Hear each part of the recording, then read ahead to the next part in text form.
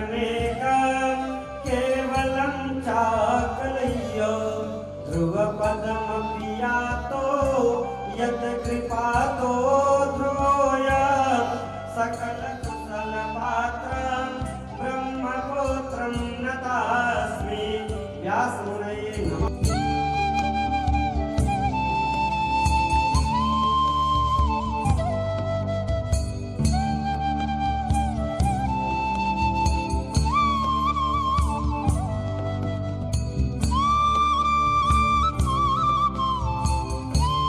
नमस्कार, जय हिंद। आप देख रहे हैं दिल्ली दर्पण का सहयोगी चैनल आस्था दर्पण। आज हम आपको ले चल रहे हैं महाराजा अग्रसेन की कथा में, जो दिल्ली के अंदर शायद पहली बार आयोजन किया जा रहा है। आप इस पूरे कथा का श्रवण करें, आनंद लें और वीडियो में कमेंट अवश्य करिएगा। अगर आपको कथा अच्छी लगी हो तो खबर को शेयर अवश्य करिएगा। वक्रतुंड महाकाय कोटिसूर्य समप्रभा निर्विघ्नं कुरु मे देव सर्वकार्येषु सर्वदा। गुरुर्ब्रह्मा गुरुर्विष्णु गुरुर्देवो महेश्वरः गुरुर्साक्षात् परब्रह्म तस्मै श्री गुरुवे नमः।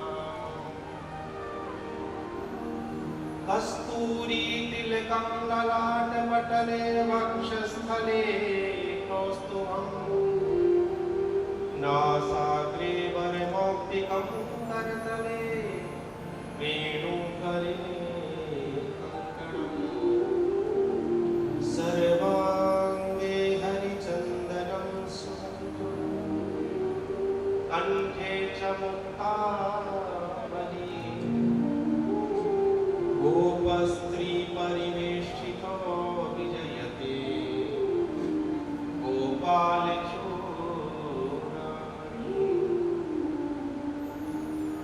नारायणं नमस्कृत्य नरं चैव नरोत्तमं देवीं सरस्वतीं व्यासं ततो जयमुदीरये।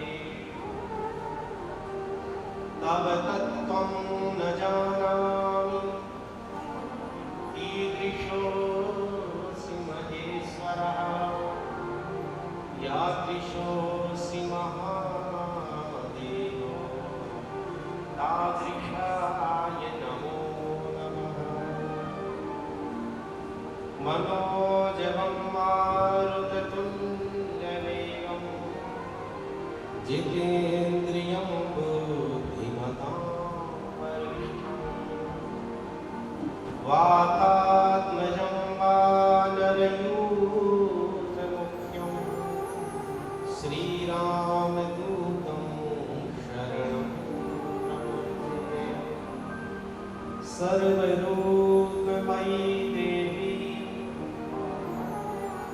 सर्वं देवीमयं जगत् अतोऽहं विश्वरूपां त्वां नमामि परमेश्वरी। जय जय श्री राधारमण जय जय नवल किशोर जय गोपी चित चोर प्रभु जय जय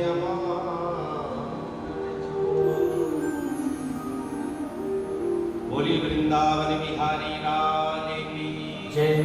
सद्गुरुदेव भगवान की जय। बोलिए कृष्ण भगवान की जय। बोलिए पीताम्बरा मैया की जय। बोलिए गौरी शंकर भगवान की जय। बोलो हनुमंत लाला की जय। नमः पार्वती पतये हर हर महादेव। परम मंगलमय अकारण करुणा वरुणालय भक्त वांछित कल्पतरुतडित पीताम्बरधारी श्याम सुंदर नंद नंदन यदुकुल चंदन भगवान श्री कृष्ण को वंदन करते हुए मंचस्थ आचार्य वृंद, भूसुर वृंद, संपस्थित संगीताचार्य, भक्ति शक्ति स्वरूपा माताओं, बंधुओं, कोई भी कथा हो, जन्म जन्मांतर के कल्प कल्पांतर के जब शुभ पुण्यों का उदय होता है, जब वो जागृत होते हैं, जब वो जनरेट होते, without generation you can't achieve this कथा, वो सब चीजें संभव इम्पॉसिबल है। जब जन्म जन्मांतर के कल्प कल्पांतर के जब शुभ पुण्यों का उदय होता है, तब हमें जाकर के कथा मिलती है। कथा में अवगाहन करने का सुअवसर हमें प्राप्त होता है। कब? जब जन्म जन्मांतर के हमारे शुभ पुण्य उदित हो जाते हैं। और ये कब होता है? जब भगवान की अहेतुकी कृपा, अनकंडीशनल, एक कंडीशनल होती है, जैसे कंपनियां देती हैं आपको, अनकंडीशनल, नेचुरल, प्राकृतिक, जब ऐसी कृपा आपके ऊपर बरसती है तो जाकर के आपको गोविंद की कथा या महाराजा अग्रसेन की कथा आपको प्राप्त होती है। उनके विषयों में आप जानते हैं और उस कथा में आप अवगाहन करते हैं। ये सौभाग्य आपका जागृत हो चुका है, ये सौभाग्य का प्रकटीकरण हो चुका है, ताकि आपको महाराजा अग्रसेन के विषय में समुचित रूप से हमारा अग्रवाल समाज, ये तो भगवान की कृपा है। ये तो हमको भी नहीं मालूम था कि आप जो है राम के वंशज हैं,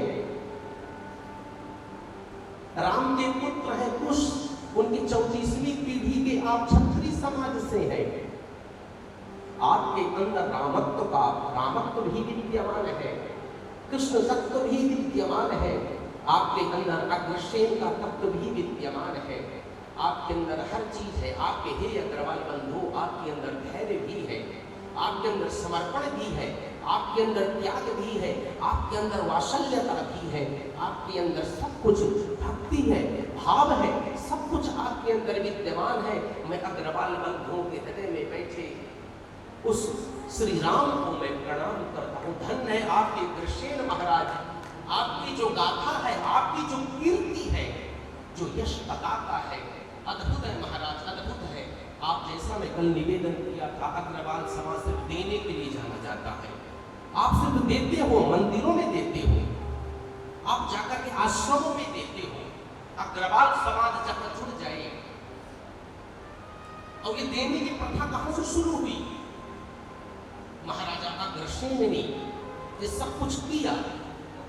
देखिए, उनका जन्म प्रतापपुरी में हुआ, बल्लभ सिंह जी के यहाँ उनका जन्म हुआ। जाकर के वो गुरुकुल में भी गए, गुरुकुल में गए जैसे राम गए थे, जैसे कृष्ण गए थे। टाट ऋषि के आश्रम में गए, आगर जिले में गए। जब वहां से आते हैं, पुनः अपने प्रताप नगरी आते हैं, आकर के उन्होंने महाभारत के युद्ध में भाग लिया, महाभारत को लड़ा। 10वें दिन उसके बल्लभ सेन जी की मृत्यु हो गई, परम गति को प्राप्त हुए पितामह के बाणों से। लेकिन फिर भी वो बालक, वो 15 वर्ष का बालक हार नहीं माना। ये धैर्य कहां से आता है? ये धैर्य रामत्व से आता है, ये धैर्य क्षत्रित्व से आता है, ये धैर्य कृष्ण से आता है। महाराज 18 दिन उन्होंने युद्ध को लड़ा, और जाकर के भगवान कृष्ण के सामने जब युद्ध जीत गए पांडव लोग, सामने राज दरबार में अग्रसेन महाराज उपस्थित होते हैं। उन्होंने जाकर के भगवान कृष्ण को प्रणाम किया। हे गोविंद, हे अग्रसेन तुम्हें प्रणाम करता है। बोले, आई हे अग्र तुम आओ। भगवान ने अग्रसेन महाराज को बहुत प्यार दिया, दुलार दिया कि धन्य है बालक, तुम्हारी उम्र उस समय अग्रसेन महाराज की उम्र कितनी थी पता है आपको? 15.5 वर्ष की उम्र थी, सबसे छोटे थे। लेकिन पिता ने कहा कि तुम मत जाओ, तो अग्रसेन महाराज ने कहा मैं जाऊंगा। मेरे गुरु ने जो मुझे उपदेशित किया है, जो अस्त्र शस्त्रों का ज्ञान दिया है, उसको प्रदर्शित करने का समय आ चुका है। अरे कीर्ति यश से जीवति, जिसकी कीर्ति समाज में है उसकी तो जीवन है। अग्रसेन अपनी कीर्ति को जागृत करना चाहते थे। अग्रसेन महाराज अपने अपने इस बंधुओं को आपको कुछ दे के जाना चाहते थे, तभी तो उनकी कथा हो रही है। हमारे जीवन में कथा नहीं होती है, हमारे जीवन की व्यथा होती है। चाहे मेरे जीवन की हो, चाहे आपके जीवन की हो, कथा तो महापुरुषों की होती है। अब एक दिन अपनी कथा सुनाएंगे, 2 दिन सुनाएंगे, वो व्यथा के रूप में परिवर्तित हो जाएगी। वो हमारी कथा नहीं होती है बंधु, हमारे जीवन की व्यथा होती है। कथा तो महापुरुषों की होती है। कृष्ण का आशीर्वाद उन्हें मिला कि जाओ तुम अपने राज्य में प्रतिष्ठित हो जाओ, अपने राज्य को चलाओ, नई राजधानी का निर्माण करो, तुम समुचित रूप से सबके मसीहा हो। हे अग्रसेन तुम जाओ, मेरा आशीर्वाद है। भगवान श्री कृष्ण ने 2 लोगों को दिल से आशीर्वाद दिया था। एक खाटू श्याम जी को दिया, बर्बरीक को दिया। हे बर्बरीक, कलयुग में तुम्हारी पूजा होगी। क्या होगी? तुम्हारा पूजन होगा, समुचित रूप से तुम्हारा पूजन होगा। वो शुरुआत में दिया बर्बरीक को, और अंत में किसे आशीर्वाद मिला?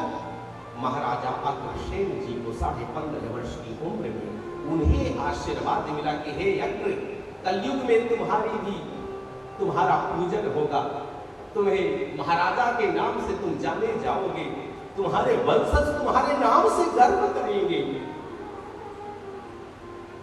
और महाराजा अग्रसेन ने अग्रवाल समाज को क्या दिया बताइए आप? उन्हीं की देन है लक्ष्मी, उन्हीं की देन है अग्रोहा धाम। उन्होंने जो एक समाज को, जो समाज के मसीहा कहलाते हैं, उन्होंने 1 ईंट और 1 रुपए का सिद्धांत को प्रतिपादित किया, सिद्धांत को प्रकट किया कि मेरे राज्य में कोई भी गरीब नहीं रहेगा।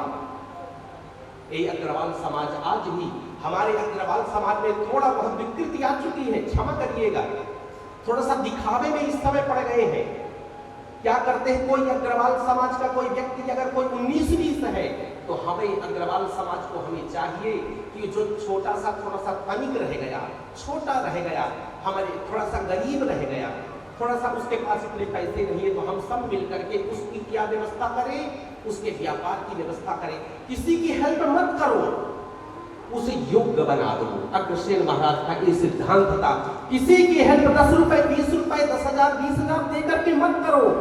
तू मेरा भाई है, तू अग्रवंशी है, तू अग्रवाल है, हम 10 लोग अग्रवाल मिल करके हम तेरे जो है काम धाम की व्यवस्था कर देते हैं, इसका जीवन सुधर जाएगा। ये थोड़ा सा हमें सोचना पड़ेगा, ये हमें करना पड़ेगा, तभी अग्रवाल समाज और समृद्ध होगा, और पुष्ट होगा, और दिव्य होगा, और अद्भुत होगा, और सही दिशा में वो चल पाएगा। समाज के प्रवर्तक, समाज को ऊंचाई पे ले जाने वाले महाराजा अग्रसेन, कृष्ण का आशीर्वाद मिला, वो लौट करके आते हैं। और जब आए महाराज, कल की कथा है ताकि आपको याद रहे, आज पुनः एक बार हम बता दें। जब लौट करके आते हैं तो कुंदसेन उनके चाचा जी का नाम है। क्या नाम है? कुंदसेन चाचा जी का नाम है। जब चाचा जी ने देखा कि अग्रसेन महाराज लौट करके आ गए, तो उन्हें लगा कि राजगद्दी छीन ले गए।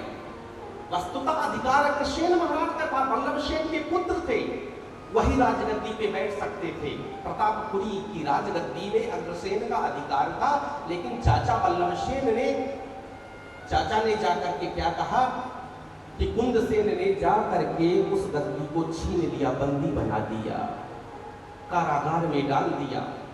जाकर के किसी भी तरह से कारागार से बाहर निकले, जंगल में छुप गए, क्या क्या परीक्षाएं हुई, लेकिन अग्रसेन महाराज धैर्य नहीं खोए। ये क्या मिलती है एक बंधुओं, कुछ भी जीवन में 19-20 साल के हो जाए, ये शिक्षा मिलती है महाराजा अग्रसेन से। जीवन में किसी भी तरह का परीक्षण हो, वो भगवान की परीक्षा होती है। आपको अपना धैर्य नहीं खोना है, संघर्ष को जारी रखना है।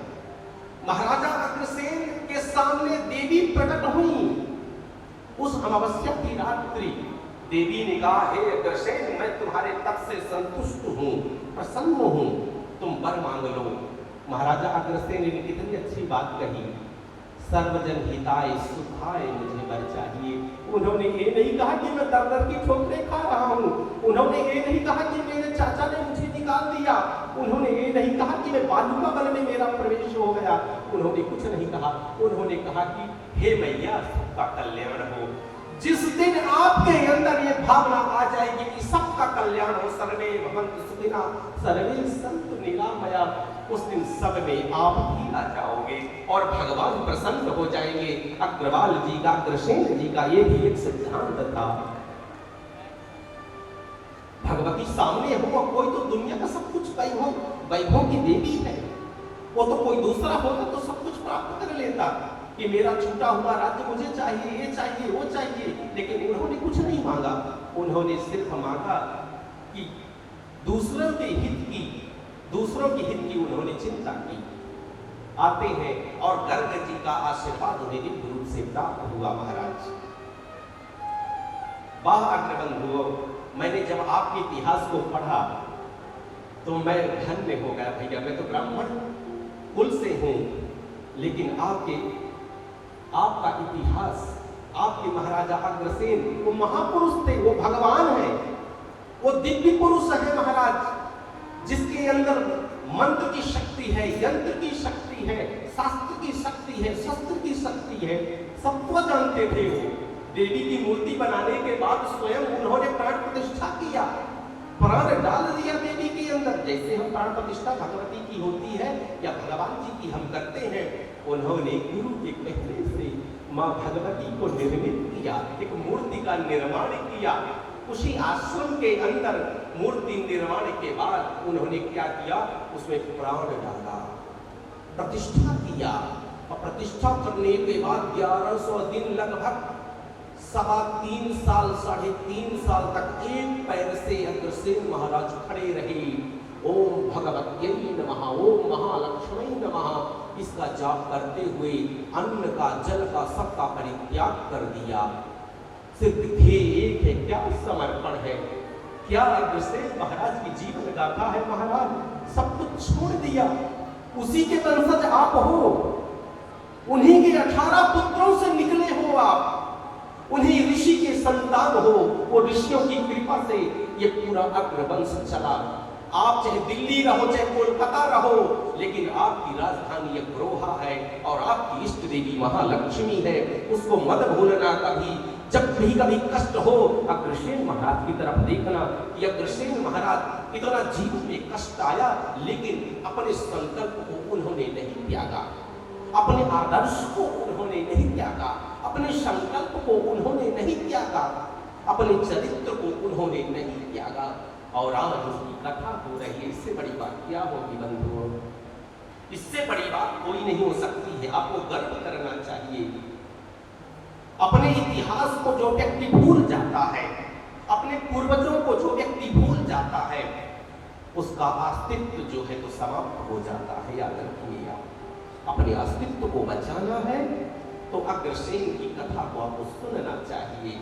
अग्रसेन जी के अनुसार अपने जीवन को चलाना चाहिए, अग्रसेन के अनुसार अपने जीवन को जीना चाहिए। क्या पद्धति थी अग्रसेन महाराज के जीवन जीने की, क्या प्रक्रिया थी, क्या प्रोसीजर था, दिव्यतम दिव्य, अद्भुत था महाराज। हमें गर्व करना चाहिए महाराजा अग्रसेन जी के ऊपर। आज ये द्वितीय दिवस की कथा है और आज माता माधवी और भगवान अग्रसेन जी का विवाह उत्सव की कथा होगी। अग्रोहा धाम को कैसे उन्होंने स्थापित किया, किन परिस्थितियों में किया।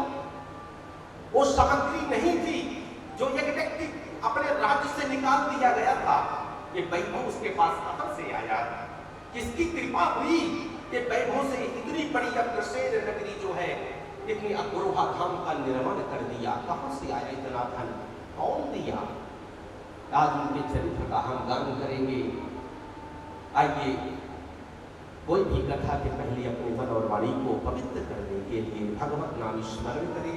तत्पश्चात जाकर के धर्मराम के वंशज श्री अग्रसेन भगवान के चरित्र का गायन करेंगे।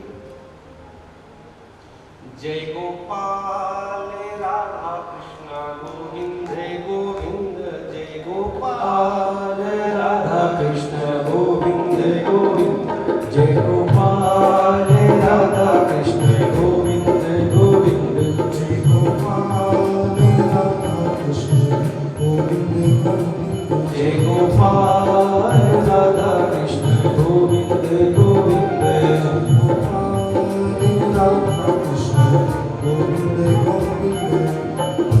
गोविंद गोविंद गोविंद गोविंद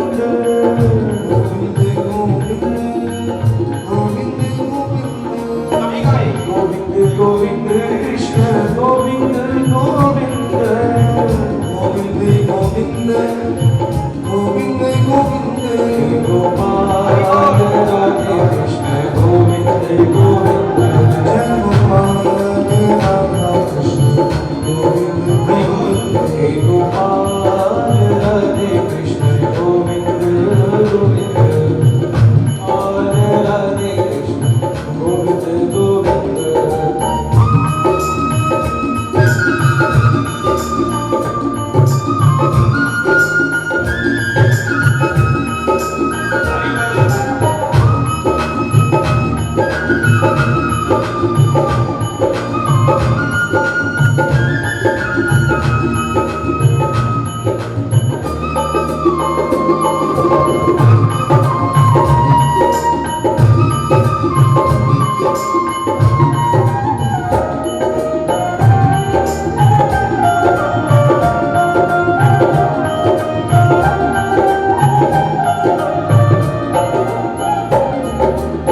रचना पे अगर तेरा नाम रहे, रचना पे अगर तेरा नाम रहे, जग में फिर नाम रहे ना रहे, जग में फिर नाम रहे ना रहे, मन मंदिर में मेरा श्याम रहे, मन मंदिर में मेरा श्याम रहे, झूठा संसार रहे ना रहे, संसार रहे ना रहे, दिन रैन हरि का ध्यान रहे, दिन रैन हरि का ध्यान रहे, और फिर ध्यान रहे या ना रहे,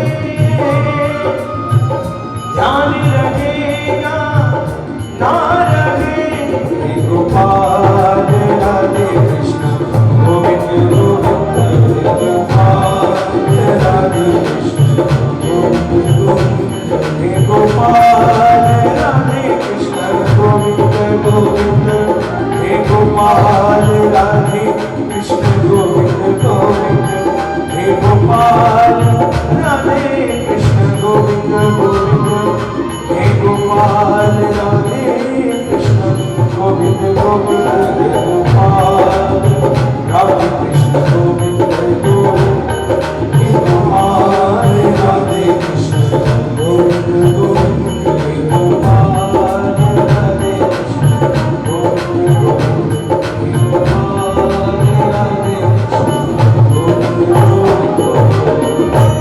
बोलिए माँ के बिहारी लाल की बोलिए कृष्ण महाराज की जय हो।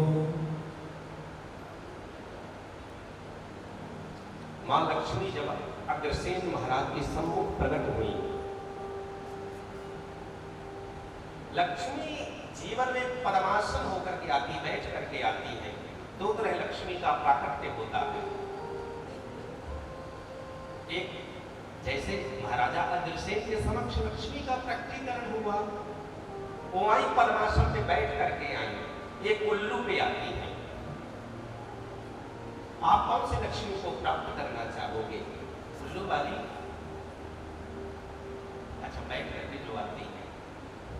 आप अग्रवंशज हो, समझदार हो, इसलिए तो लक्ष्मीपति हो। ये तो लक्ष्मी जी की कृपा है।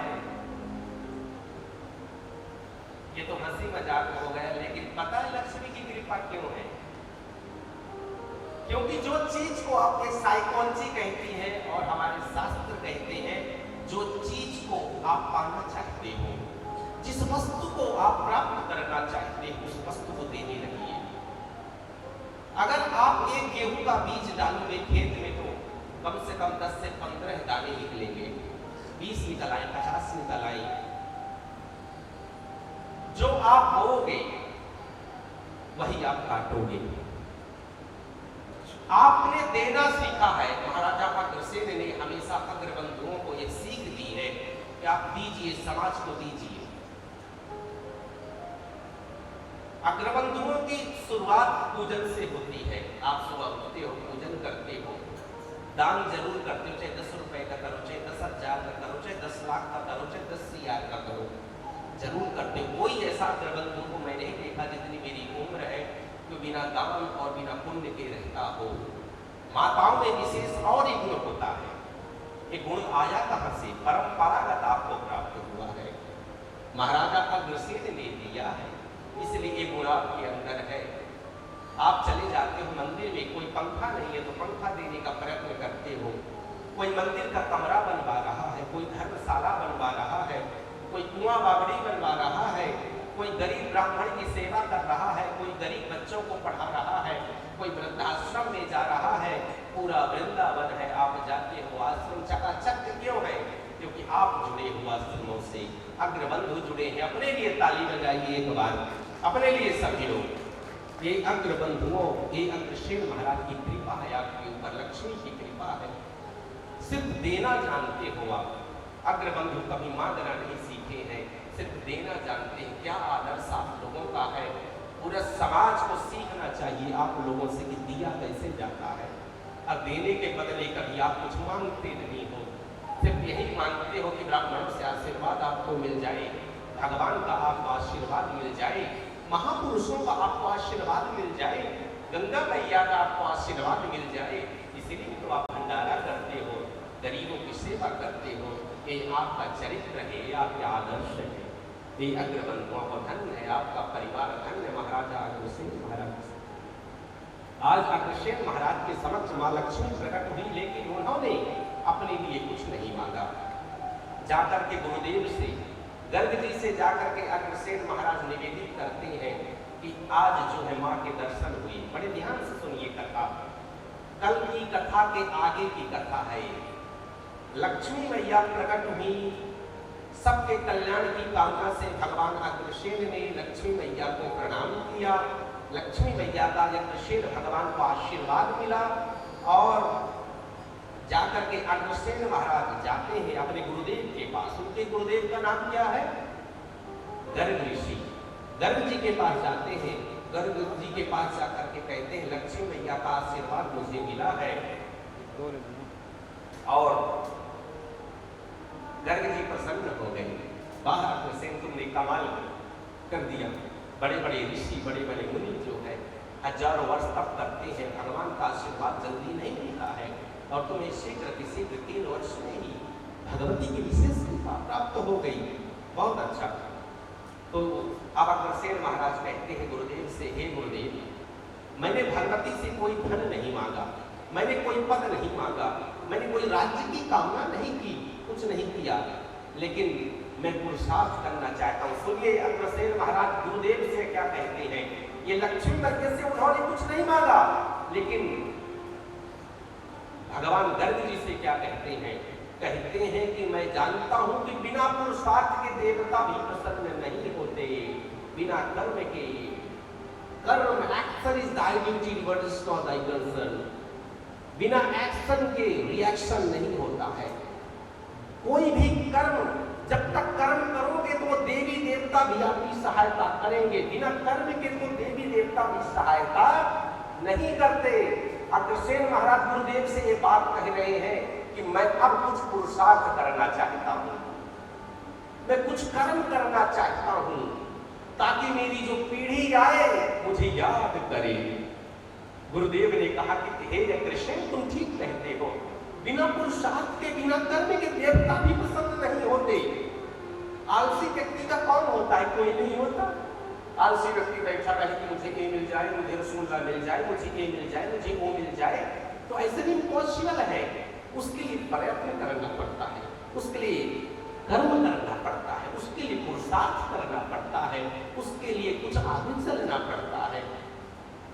तो कहते हैं कि हे अग्रसेन, कृतेपि पुरुषार्थे तत् दैवमेवानुवर्तते, तदैवमकृते क्वापि कस्यचित् दातुमर्हति। पुरुषार्थ करो, हे अग्रसेन, मैं कहता हूं पुरुषार्थ करो, तुम कैसे कह रहे पुरुषार्थ करो। तब गर्ग ऋषि ने अग्रसेन महाराज से एक बात कही कि तुम्हारे ही कुल में, इक्ष्वाकु वंश में, इस रघुकुल में, क्षत्रिय वंश में एक राजा हुए, उनका नाम था मरुत। राजा का क्या नाम था? मरुत राजा हुए, क्षत्रिय वंशी राजा थे। हे अग्रसेन, यही अग्रोहा के पास ही, खासकर अग्रोहा जहां बसा है, उसी धरती पे उन्होंने 100 यज्ञ किए। कितने यज्ञ किए? मरुत नाम के राजा ने 100 यज्ञ किए। 100 यज्ञ किए, जाकर के ब्राह्मणों को राजा मरुत ने इतना दान दिया, इतना दान दिया, इतना दक्षिणा दिया कि गाड़ियों में भर भर के सोना चांदी ले गए ब्राह्मण, लेकिन फिर भी बहुत धन बच गया। एक गर्ग बता रहे अग्रसेन महाराज को, तो हे अग्रसेन जी, ये ऋषि कह रहा है कि तुम जाओ और धरती की खुदाई करो, वहां बहुत सारा तुम्हें धन मिलेगा, और जब धन मिले उसी धन से तुम नई नगरी का निर्माण करो और उसके राजा बनो, अग्रोहा का निर्माण करो। अब जाकर के अब अग्रसेन महाराज कहने लगे, नहीं नहीं नहीं गुरुदेव, ये तो बहुत गलत हो जाएगा। बोले कैसा? कैसे गलत हो जाएगा? मैं कह रहा हूं, ये ऋषि कह रहा है कि तुम जाओ। तब जाकर के गर्ग ऋषि समझाते हैं कि स्वामित्व अगर ब्राह्मणों ने त्याग दिया है, अगर स्वामित्व का त्याग नहीं किया होता, तब जाकर के तुम्हें दोष लगता कि वो ब्राह्मण की दक्षिणा थी, वो धन जो ब्राह्मणों का था, लेकिन ब्राह्मणों ने जितना ले जा सके सब ले गए। वो बचा हुआ धन है, पृथ्वी के अंदर है, उसमें कोई दोष नहीं लगेगा। तुम जा करके उस धन को निकालो, निकाल करके तुम जा करके अपने राज्य की स्थापना करो, क्योंकि न तुम्हारे पास धन है, न तो तुम्हारे पास जन है, कुछ नहीं है। आज अग्रसेन महाराज गुरुदेव का आशीर्वाद लिए और धन निकालने के पहले, अग्रसेन महाराज चलने के पहले, अग्रसेन महाराज चलते उसके पूर्व ही जाकर के गर्ग जी ने अग्रसेन महाराज का राज तिलक कर दिया। बोलिए अग्रसेन महाराज की जय। राज तिलक कर दिया कि मैं तुम्हें, जैसे श्री राम जी ने विभीषण जी को राज हे लंकेश आओ, वैसे ही भगवान अग्रसेन जी का राज तिलक आज गर्ग जी ने कर दिया कि मैं तुम्हें राजा बनाता हूं आज से, उसी नगरी का, उसी जमीन का। और अग्रसेन महाराज जाते हैं और जाकर के देखते हैं कि धरती की खुदाई हुई महाराज, इतना धन निकला, इतना वैभव निकला, धरती मैया ने सब कुछ अग्रसेन महाराज को सुपुर्द कर दिया, सब कुछ दे दिया। अग्रसेन महाराज पूरा धन लेकर के आते हैं गुरुदेव के चरणों में, सारा धन को रख दिया। हे गुरुदेव, ये आपका है, इसको मैं नहीं ले सकता हूं। गुरुदेव ने कहा, हे अग्रसेन, अग्रसेन जी, ये मेरा नहीं है, ये आपका है। आप जाओ और एक नगरी का निर्माण करो, हमने तुम्हारा राज तिलक कर ही दिया है, तुम जाओ और सुचारू रूप से अपने राज्य को चलाओ। आज पुनः अग्रसेन महाराज अपने गुरु का, गर्ग जी का आशीर्वाद लेकर के जाते हैं और गए और जाकर के एक दिव्य कारीगरों को आदेश देते हैं। महाराज कारीगर थे, बहुत बड़े विश्वकर्मा को आदेश दिया कि अच्छी दिव्य नगरी का निर्माण करो, उसी ढंग से ऐसी नगरी का निर्माण हुआ। अग्रनगर उसका नाम है। क्या नाम है? अग्रनगर, उसको बोलते हैं अग्रोहा। अग्रनगर उसका नाम है। इतनी दिव्य नगरी का वहां निर्माण हुआ महाराज कि 12 योजन लंबा, 4 योजन चौड़ा, इतना उसका विस्तार है। 12 लंबा, 4 योजन चौड़ी नगरी बनी। सुंदर सुंदर सड़कों का निर्माण हुआ, अट्टालिकाओं का निर्माण हुआ, कोषगारों का निर्माण हुआ, दिव्य सड़क बनी, दिव्य अट्टालिकाएं बनी, दिव्य राजमार्ग बनी, बावली बनी, कुआं बनी, दिव्य अलग अलग सुंदर से बढ़िया सुंदर वहां पुष्प वाटिका बनी। तालाब बने, इतना दिव्य नगरी का निर्माण महाराजा अग्रसेन ने किया कि इंद्र भी शर्मा जाए। और सबसे बड़ी बात, उस नगरी में इतनी दिव्य नगरी थी और उस नगरी के कुलगुरु जो है महाराज गर्ग जी को बनाया। अग्रोहा के कुलगुरु कौन है? महाराज कौन है? गर्ग ऋषि। जब महाराजा अग्रसेन ने अग्रोहा धाम का निर्माण किया, नगरी का निर्माण किया, तो उस नगरी के कुलगुरु जो हैं भगवान गर्ग जी हैं, गर्ग ऋषि हैं। और कुल देवी कौन है? कुल देवी मां लक्ष्मी है। एक विशाल लक्ष्मी की प्रतिमा, विशाल लक्ष्मी की मूर्ति को स्थापित किया शक्तिपीठ के रूप में, दिव्य और भव्य। और जितने भी देवी देवता थे सबकी मूर्तियों को स्थापित किया गया वहां। और अग्रसेन महाराज ने 18 जातियों के लोगों को वहां बसाया। कितने जातियों के लोगों को बसाया? 18 प्रकार की जातियों के लोगों को अग्रसेन महाराज ने वहां उनको स्थान दिया। और उनकी शर्त सिर्फ इतनी थी कि जो भी अपने काम में जाएगा पहले देवी माँ को प्रणाम करेगा, माँ लक्ष्मी को प्रणाम करेगा। और उन्होंने एक सूत्र दिया, हे अग्रबंधुओं, आप जितने भी हो, मैं एक सूत्र देता हूं, 1 रुपए और 1 ईंट। रोजगार की व्यवस्था कैसे हो? तो अग्रसेन महाराज कहते हैं कि तुम बसो, तुम्हारे घर की व्यवस्था, तुम्हारे रोजगार की व्यवस्था हम सब मिल करके चलेंगे। उन्होंने एक सूत्र दिया, 1 ईंट और 1 रुपए की व्यवस्था हम कराएंगे आपकी। ये अग्रसेन महाराज का सिद्धांत था। अगर ये सिद्धांत भारत सरकार भी अपना ले, ये सिद्धांत भारतवासी भी अपना ले, महाराजा अग्रसेन, ये महाराजा अग्रसेन का सिद्धांत सार्वभौमिक है, यूनिवर्सल है, संकुचित नहीं है। ये सिद्धांत जो है समाज के लिए हितकर है, हम सबके लिए है। जैसे अगर भारत का संविधान है वो सबके लिए है, तो अग्रसेन जी का ये संविधान है। कोई अगर किसी के पास घर नहीं है, कोई बेरोजगार है, तो इस समाज अगर चाहे तो बेरोजगारी उसकी गरीबी को दूर कर सकता है। अगर समाज चाहे, यही हमारे महाराजा अग्रसेन चाहते हैं। अगर देशवासी पूरे उनके सिद्धांतों को अपना ले तो कोई व्यक्ति गरीब नहीं रहेगा, कोई व्यक्ति बेघर नहीं होगा।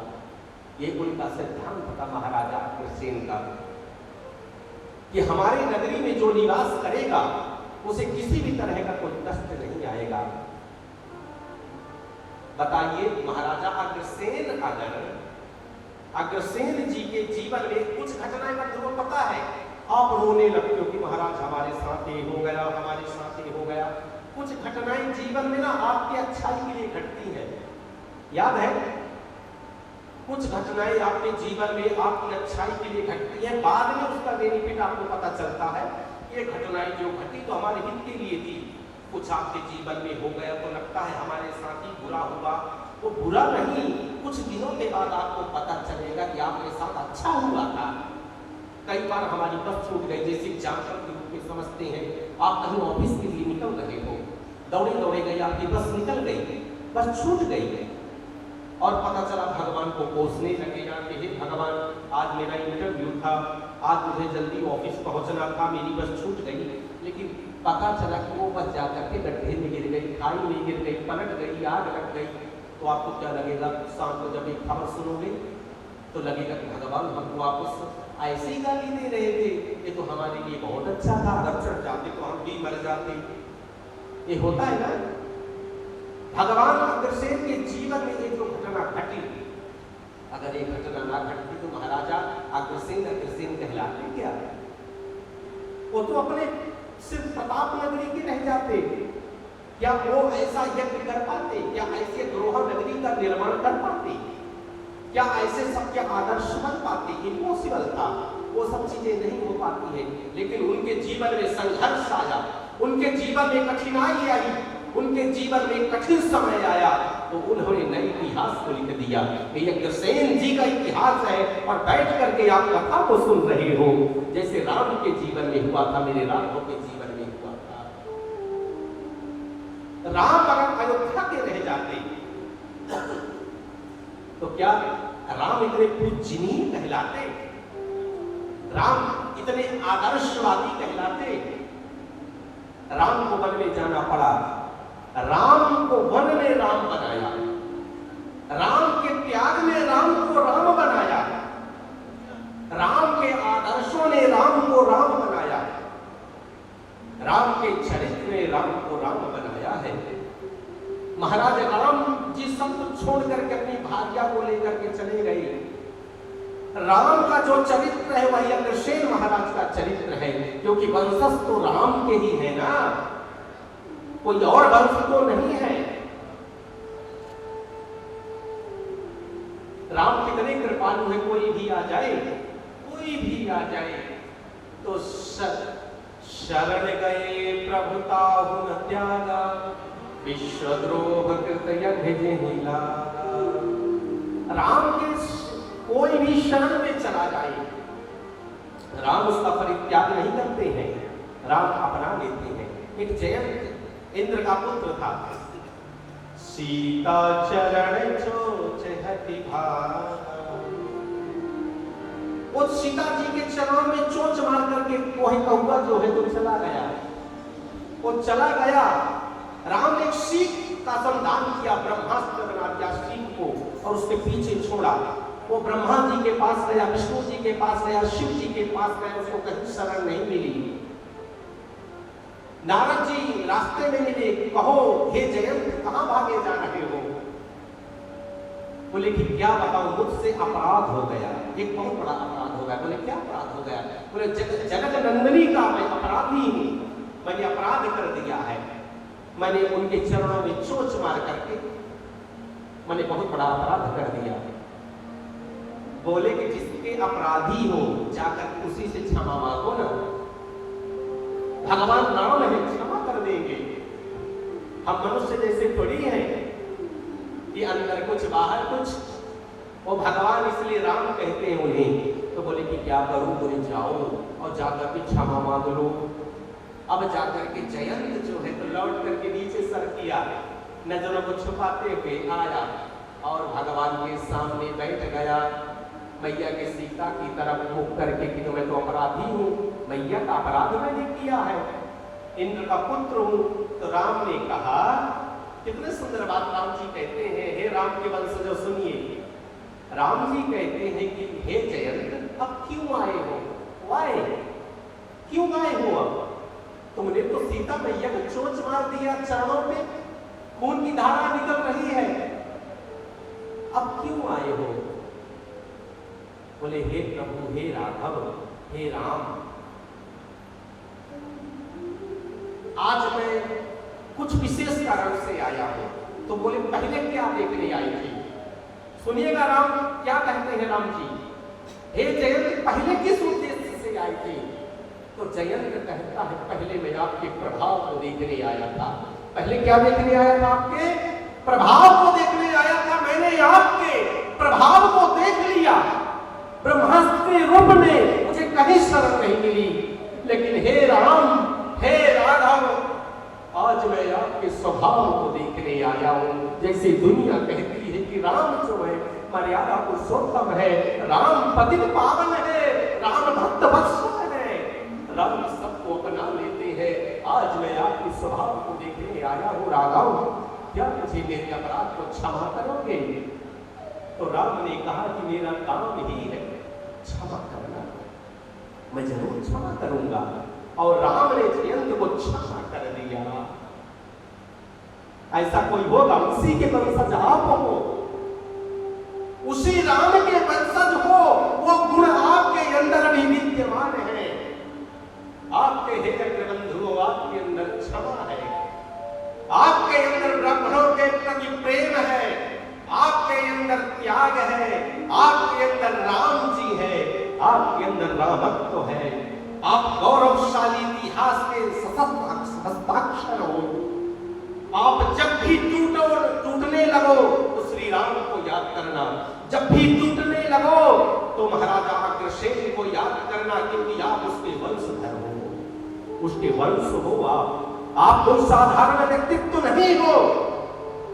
हे अग्रबंधुओं, आप जो है, आपके अंदर रामत्व है, आपके अंदर तेज है, आपके अंदर क्षमा है, आपके अंदर समर्पण है, आपके अंदर त्याग है, आपके अंदर वात्सल्यता है, आपके अंदर दिव्यता है, आपके अंदर सुंदरता है, सर्वगुण संपन्नता है आपके अंदर।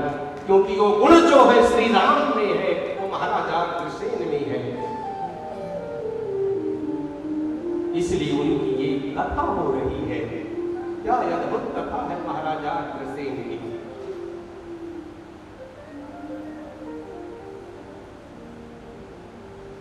मन गदगद हो जाता है सुन करके, उन्हें देख करके। उनकी विचारधारा को कोई भी व्यक्ति अपने रूप से, अपने धन से बड़ा नहीं होता, अपने विचारों से बड़ा होता है। उसकी आइडियोलॉजी उसे बड़ा बनाती है। विचारधारा कैसी है, उसका व्यक्तित्व कैसा है, उसकी क्रिएटिविटी कैसी है, तब व्यक्ति महान बनता है। किसी भी व्यक्ति के चरण पूजित तब तक नहीं होते जब तक उसका आचरण सही ना हो।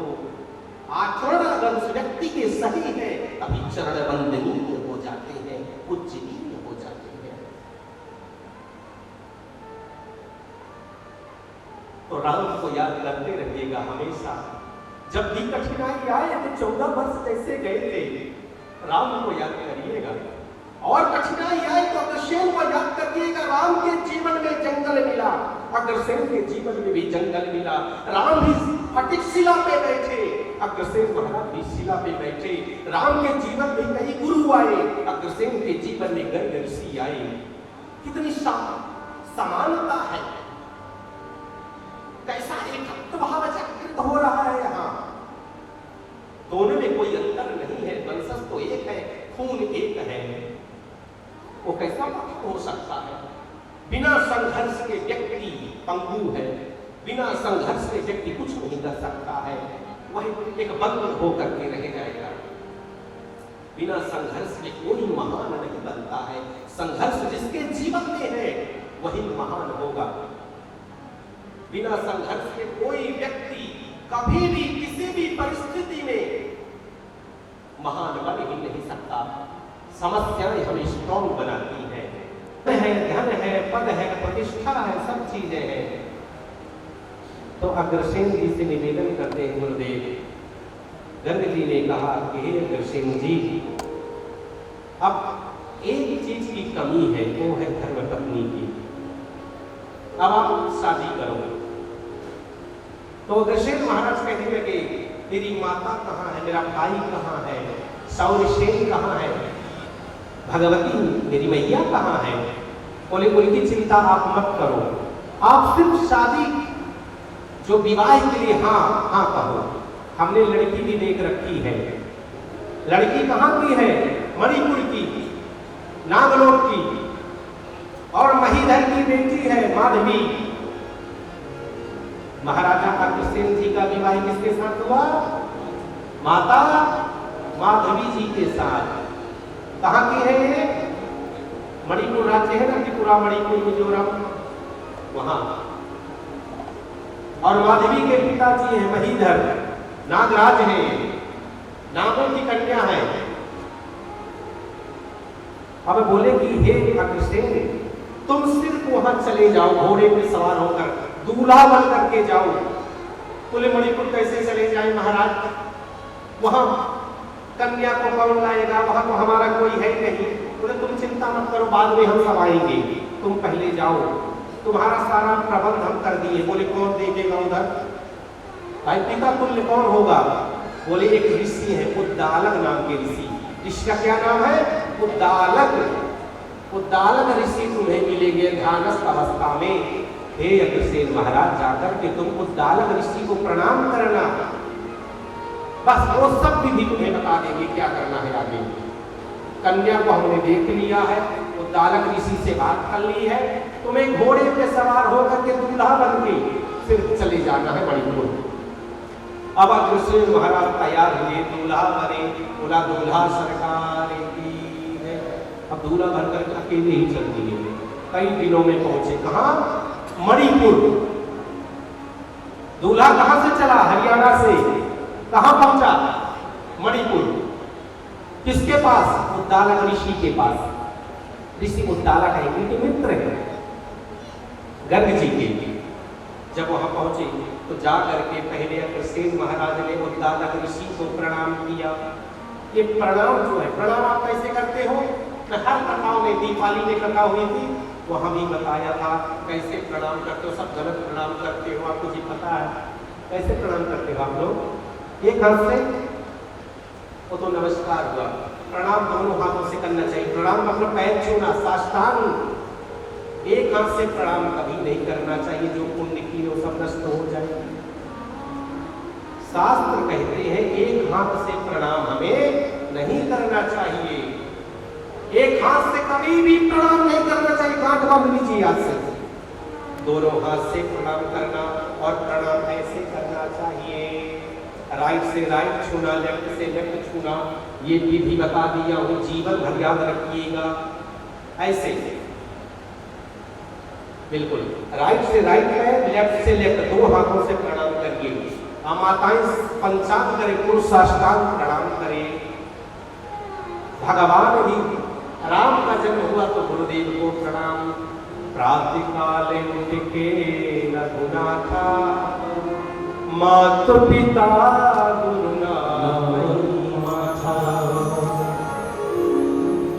भगवान भी प्रणाम करते हैं, हमें भी प्रणाम करना चाहिए। अब प्रणाम की सही पद्धति ये वाली है, इसी को प्रणाम कर कैसे प्रणाम करते हैं? गए, एक हाथ ऐसे किए, 10 ब्राह्मण अगर खड़े हैं तो जाकर के घुटने से छूना शुरू हुआ।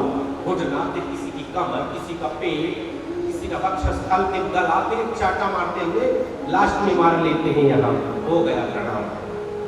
जैसा प्रणाम होगा वैसा परिणाम होगा।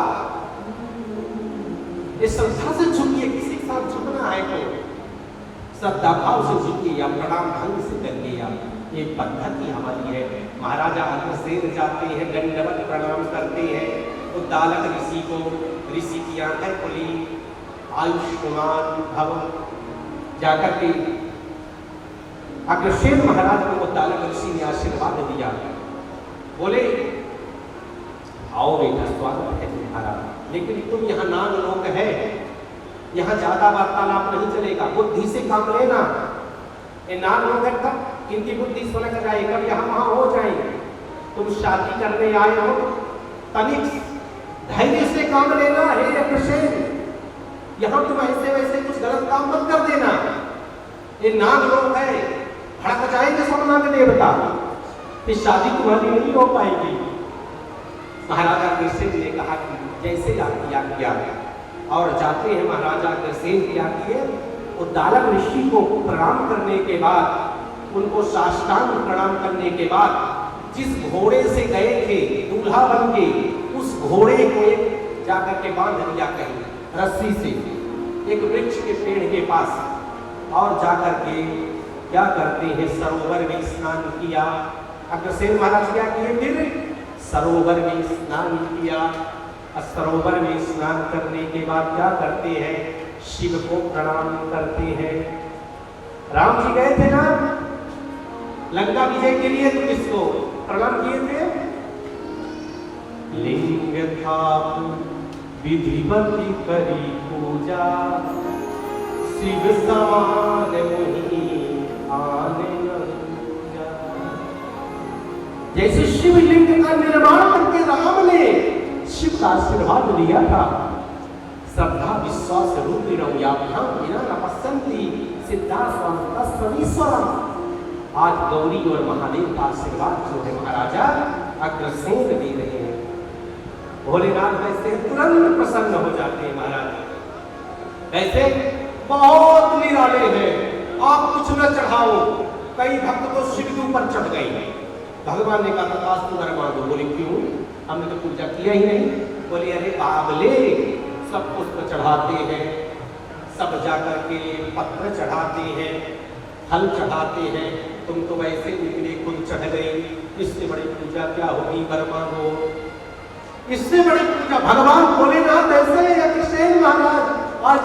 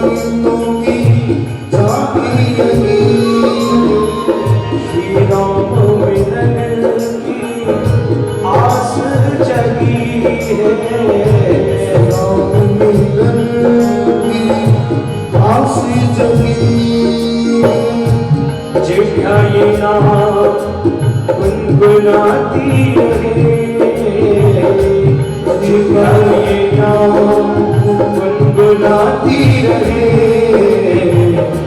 हर पल तुम्हारी याद आती रहे, याद आती रहे, हर पल तुम्हारी याद आती रहे, याद आती रहे, हर पल तुम्हारी याद आती रहे, याद आती रहे, आती रहे, याद आती रहे। बोलिए राजा रामचंद्र भगवान की जय, बोलिए अग्रसेन महाराज की जय। सभी भक्तजनों से निवेदन है कि महाराज जी के लिए जोरदार तालियों से उनका अभिनंदन करें। ये हमारा सौभाग्य है मित्रों कि इतनी सुंदर कथा आज हमें सुनने को मिल रही है महाराजा अग्रसेन जी के बारे में। कल भी बहुत आनंद आया, आज भी बहुत आनंद आ रहा है। हमारा जो मुख्य उद्देश्य ट्रस्ट जो हमने बनाया है माँ बगलामुखी शक्तिपीठम, वो महाराज जी के द्वारा ही उसका निर्माण हुआ। सभी परिवारों को साथ लेके चलने का संकल्प लिया और आज बहुत अच्छी दिशा में वो शक्तिपीठम कार्य कर रहा है। आप देख रहे होंगे बहुत सारी चीज़ें यहाँ पर लिखी हुई हैं। गुरुकुल का निर्माण, भवन का निर्माण, गौशाला का निर्माण। बहुत अधिक समय नहीं लूँगा। आशीर्वाद जब हम सब यहाँ पर एकत्रित हुए हैं तो हमारे को आशीर्वाद का सौभाग्य भी मिलना चाहिए। मैं नामों का उच्चारण करूँगा, आप कृपया परिवार सहित, धर्मपत्नी सहित यहाँ आएँ और महाराज जी से आशीर्वाद दें। भाई अनिल गुप्ता जी घी वाले अशोक विहार से हमारे बीच आए हुए हैं। आप प्रधान हैं अग्रवाल वेलफेयर सोसाइटी के। राजवीर गर्ग जी हमारे बीच आए हुए हैं, मैं आपसे भी निवेदन करता हूँ।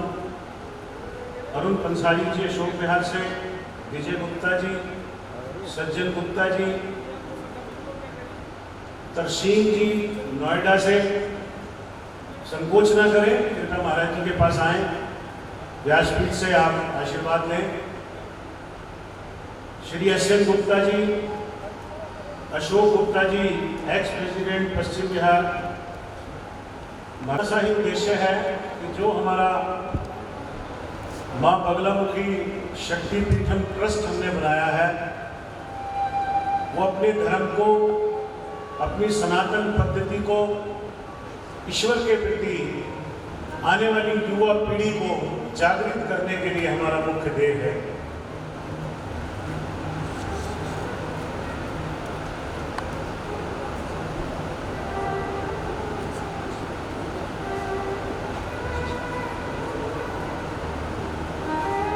सुशील गुप्ता जी के पिताजी, शिशिर गुप्ता जी के पिताजी यहाँ आए हुए हैं लेकिन वो चलने में थोड़ा असमर्थ हैं, तो मैं उनसे निवेदन करूँगा कि कृपया वो आएँ और आशीर्वाद गुरु जी से लें। हमारा बहुत बड़ा सौभाग्य है कि वो आज हमारे बीच आए हैं। तो मैं आपको ट्रस्ट के बारे में बता रहा था ये ट्रस्ट युवा पीढ़ी को जागृत करने के लिए धर्म और सनातन के बारे में जानकारी के लिए बनाया गया है। इसमें कई चीजें जोड़ी हैं।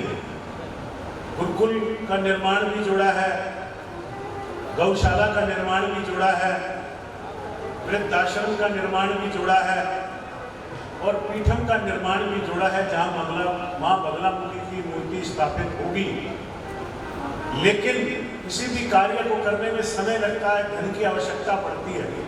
वो समय के साथ साथ एकत्रित होगा, अवश्य होगा। जो पीड़ा गुरुदेव ने उठाया है, हम सब भाइयों ने उठाया है, उसको अवश्य पूरा करेंगे। भगवान का आशीर्वाद अवश्य हमें मिलेगा। लेकिन जब तक पीठम का निर्माण नहीं हो जाता, हमने राजेंद्र नगर में 340 नंबर में एक छोटे आश्रम के रूप में एक स्थान बनाया है। वहां पर आप गुरुदेव से साय 2 बजे से लेकर 8 बजे तक मिल सकते हैं। अपने जीवन की जो भी कठिनाइयां होती हैं उनके बारे में मशवरा कर सकते हैं, सलाह कर सकते हैं।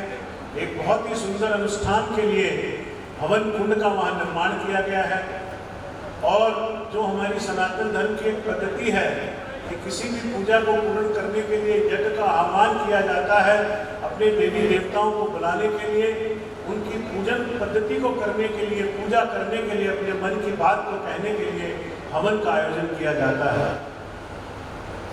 मैं आप सभी से निवेदन करूंगा, हमारे इस उद्देश्य में हमारा सहयोग जरूर करें और एक बार राजेंद्र नगर के उस आश्रम में अवश्य जाएं, गुरुजी से मिलें। क्योंकि कथा का प्रायोजन है तो उतनी बातचीत नहीं हो पाती, लेकिन गुरुजी जो हैं वो, उनके बारे में मैं 2 शब्द पढ़ना चाहता हूँ कि भाई गुरुजी के साथ जो जुड़ाव है उसके पीछे ध्येय जो है, हमारे भरत जी महाराज वैदिक सनातन संस्कृति और परंपरा के संवाहक श्रद्धेय आचार्य श्री भरत जी महाराज का जन्म 2 अगस्त 1986 को मध्य प्रदेश के उमरिया जिले के देवगवा ग्राम में हुआ। आपके पूज्य पिता श्री विष्णुदास द्विवेदी जी और माता श्रीमती उर्मिला द्विवेदी जी धर्मपरायण और निष्ठावान धर्मानुरागी हैं। माता पिता के संस्कारों के प्रभाव से उनके जीवन का प्रारंभ शुरू से ही दिखा। महाराज जी ने अपनी प्रारंभिक शिक्षा अपने ही जन्म स्थान से प्राप्त की। वर्ष 2000 में आपने श्री गरुड़ ध्वज संस्कृत विद्यालय विजय राघवगढ़ मध्य प्रदेश में प्रवेश लिया और साहित्य कर्मकांड एवं ज्योतिष शास्त्र का गहन अध्ययन किया। इसी दौरान आचार्य जी को जगन्नाथपुरी धाम में निवास और अध्ययन का अवसर प्राप्त हुआ, जहां आपने विविध विषयों का गहन अध्ययन किया। आप राष्ट्रीय संस्कृत संस्थान से शास्त्री में BA से उत्तीर्ण हैं और वाराणसी से आचार्य जी ने MA की उपाधि प्राप्त की। आचार्य की उपाधि जो होती है, आचार्य की उपाधि में MA किया। वृंदावन में रहकर आपने श्रीमद्भागवत महापुराण, श्री रामचरितमानस एवं अन्य शास्त्रों का गहन अध्ययन किया। आपने भारतवर्ष के विभिन्न प्रांतों में भव्य यज्ञ श्रीमद्भागवत महापुराण जैसे दिव्य आयोजनों का आयोजन किया। दिल्ली आकर आपने UPSC की तैयारी की। आपने दिल्ली आकर UPSC की तैयारी की। आप समझ सकते हैं कोई व्यक्ति जब UPSC की तरफ चला जाता है और वो अध्यात्म की तरफ अगर मुड़ गया तो विशेष का भगवान की कोई विशेष ही कृपा होगी। इस दौरान परीक्षा एवं साक्षात्कार सफल तय किया। इसके पश्चात आपने सांसारिक मोह त्याग कर मध्य प्रदेश के तटिया स्थित मां बगलामुखी पीठ में दीक्षा लेकर 4 वर्षों तक कठोर साधना की। जुलाई 2017 में दिल्ली में पुनः आगमन हुआ और उसके बाद से वो यहाँ निरंतर भक्तों की सेवा में, भगवान की सेवा में कथाएं और अनुष्ठानों के द्वारा लोगों के कष्ट दूर कर रहे हैं। बहुत बहुत धन्यवाद। मैं पुनः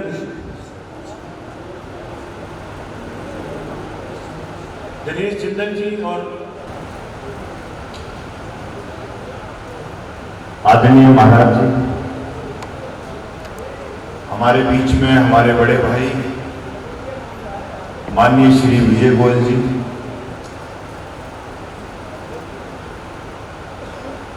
भाई कुलवंत राणा जी, विजय गर्ग जी, राम गोपाल गोयल जी, बालकृष्ण अग्रवाल जी, कथावाचक श्री भरत जी महाराज, और यहाँ पर उपस्थित महिला शक्ति, मेरे बुजुर्गों, भाइयों,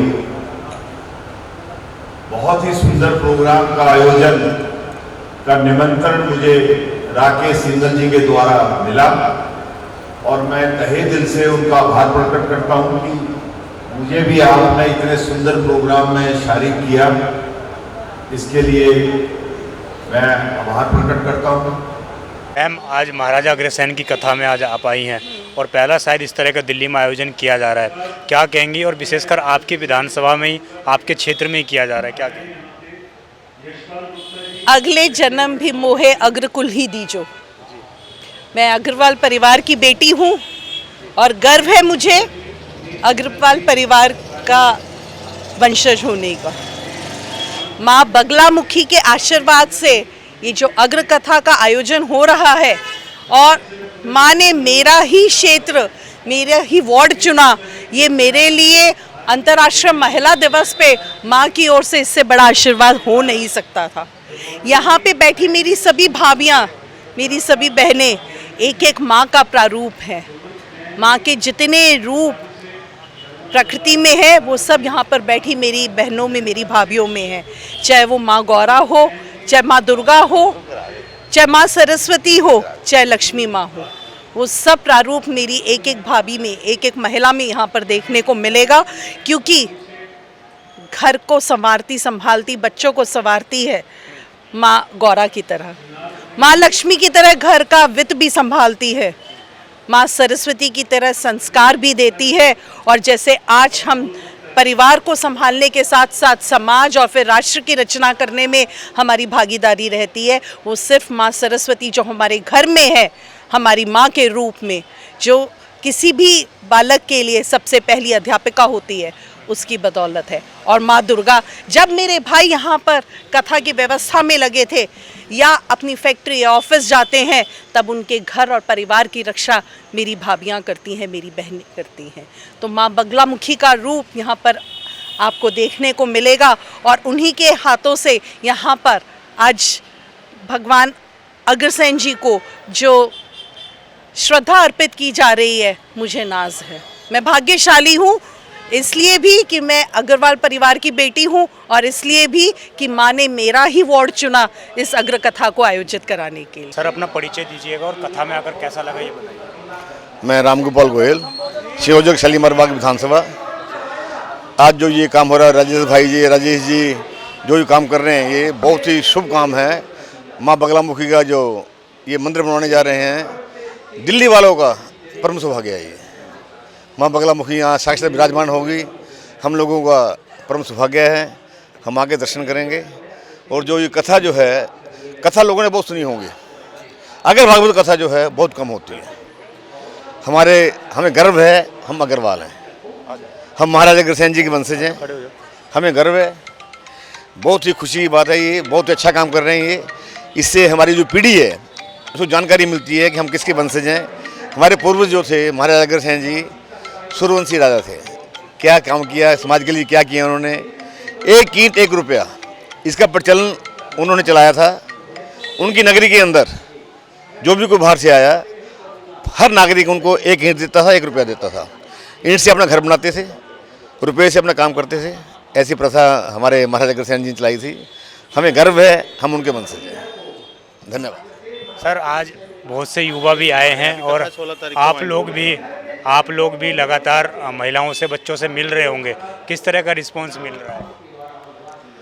देखिए, जादू वो होता है जो सिर पे चढ़ के बोले। रिस्पांस नहीं मिल रहा। हम सौभाग्यशाली हैं उस महान शख्सियत का जो एक भगवान के तुल्य हम मानते हैं, जिनका वंशज होने का हमें गौरव प्राप्त है। उनके दर्शन को हम सुन रहे हैं। मैं महाराज जी के प्रति विशेष आभारी हूँ कि उन्होंने उसका सटीक विवरण करने की लाइन के ऊपर अपना व्याख्यान शुरू किया है। देखिए, मैं आपको एक नई बात बता देना चाहता हूँ।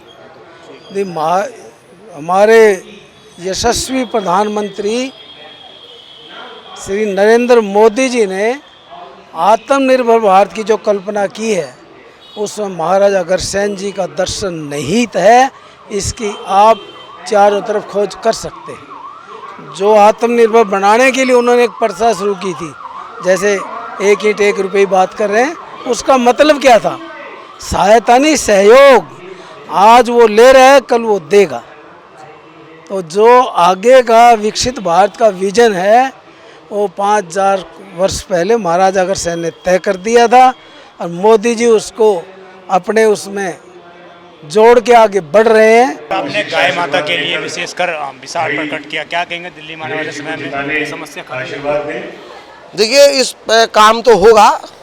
भारतीय जनता पार्टी सरकार दिल्ली में है और माँ गौ माता का निश्चित रूप से जो है ना, जो स्थान होना चाहिए उचित, और जैसे उनका पोषण होना चाहिए उस प्रकार के पोषण की व्यवस्था भी, और गौ माता की रक्षा का काम भी होगा और गौशालाओं का निर्माण भी होगा। सर, आप यहाँ पर 3 बीजेपी के विधायक आज आए थे, किस तरीके से काम होगा आगे? सरकार भी बीजेपी की। मैंने कहा ना आपको, भारतीय जनता पार्टी सरकार दिल्ली में है और गौ माता की रक्षा के लिए भी काम होगा, गौ माता के पोषण का भी काम होगा, संरक्षण का भी काम होगा, और गौ माता को ये प्रयास रहेगा भाजपा का कि गौ माता सड़कों पर ना रहे, उचित स्थान गौशाला में माता का पोषण हो और उसकी रक्षा भी हो। निश्चित रूप से हम माँ गौ भक्त हैं और गौ भक्तों का काम है कि गौ माता की रक्षा भी हो और पोषण भी बेहतर तरीके से हो। सर, आज माँ मंगलामुखी के कथा में और विशेषकर महाराजा अग्रसेन के कथा में आप आए हैं, तो दिल्ली में पहली बार इस तरह का कथा का आयोजन किया जा रहा है, क्या कहेंगे? दिल्ली में कथाएं तो बहुत होती हैं और मैं समझता हूँ सभी के अंदर जो विद्वान आचार्य आते हैं वो बड़े अच्छे अपने भाषा प्रवचन रखते हैं। तो आज भी जो विजय गर्ग जी ने यहाँ कथा की है और जो बगलामुखी माता के बारे में वो मंदिर बनाना चाहते हैं और महाराजा अग्रसेन से संबंधित संगीतमय जो कथा हो रही है, मैं उसके लिए शुभकामनाएं देता हूं और मैं समझता हूं कि इनके दिखाए हुए मार्ग पर चलने की आवश्यकता है, जो माँ बगलामुखी ने और जो महाराजा अग्रसेन ने कहा। सर, आप पूर्व में सांसद भी रहे हैं और तमाम पदों पर आपने आसीन रहे हैं और तमाम मूवमेंट आपने चलाए हैं। क्या दिल्ली में जो सड़कों पर गौ माता भी है, जो समस्या है, उसको लेकर आने वाले भविष्य में कोई मूवमेंट दिखेगा आपकी ओर से? देखिए, अब ये सरकार नई बदली है तो ये अब दिल्ली की सरकार करेगी इस बात के लिए कि जो हमारे गाँव की गायों की दुर्दशा हो रही है उसको वो संभालें।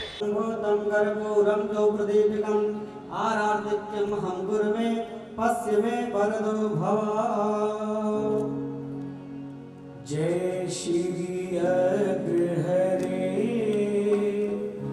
स्वामी, जय श्री अग्रहरे, कोटि कोटि नतमस्तक, कोटि कोटि नतमस्तक, सादर नमन करे। जय श्री अग्रहरे, अश्विन शुक्ल एकदो, नृप वल्लभ जय जय, स्वामी नृप वल्लभ जय जय, अग्रवंश संस्थापक, अग्रवंश संस्थापक, नागवंश व्याहे। जय श्री अग्रहरे, केसरिया ध्वज फेरे, छत्र चमरधारे, स्वामी छत्र चमरधारे, झांझ न पीरी नौबत, झांझ न पीरी नौबत, आजत तब द्वारे। जय श्री अग्रहरे, अगोहार जधानी,